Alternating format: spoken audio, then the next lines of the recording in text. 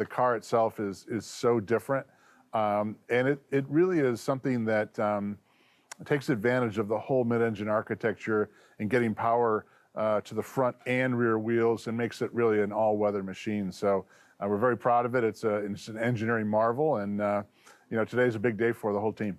This is the fastest ever production Corvette. The electric or electrified propulsion system's a big part of that, right? And going back to basics, this is not a plug-in hybrid.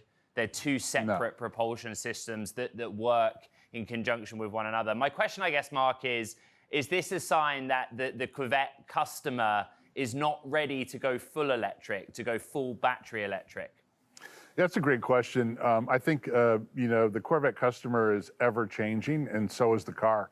And so I'd say, this is the next step in the evolution of getting, 160 horsepower in the front and 490 horsepower in the rear, all to the ground. And so, it's a little faster, a little quicker, I should say, than the Z06 at 2.5 seconds.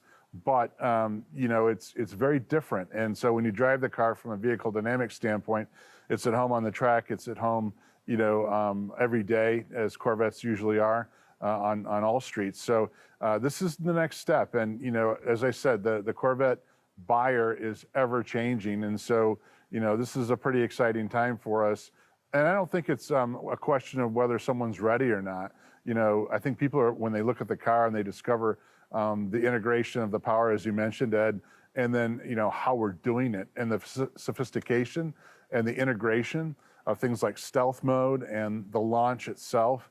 And then, like I said, the vehicle dynamics on a track, when you actually have, the front wheels actually pulling and doing things that, the regular C8 doesn't do. So I think it's just the next evolution in propulsion, performance, vehicle dynamics, and sophistication. Mark, let's get an update on the electrification plan more broadly. I think, there's a lot of excitement and quite clearly a book of demand for the Lyriq and the Hummer EV. But, from Bloomberg's reporting, the output still seems quite low for those two vehicles. What's the situation there?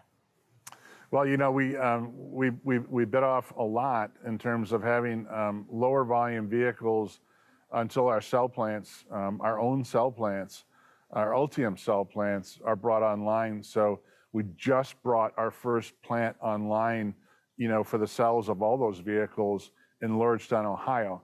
The next one on a volume basis comes from Spring Hill, which is built just adjacent to the Lyriq. So we also, these are all new electric vehicle platforms. They're not retrofit architectures with batteries, as some of our competitors have done. So we are doing this right. We're doing it for the next 20 years. We're not doing it for the next 2 years.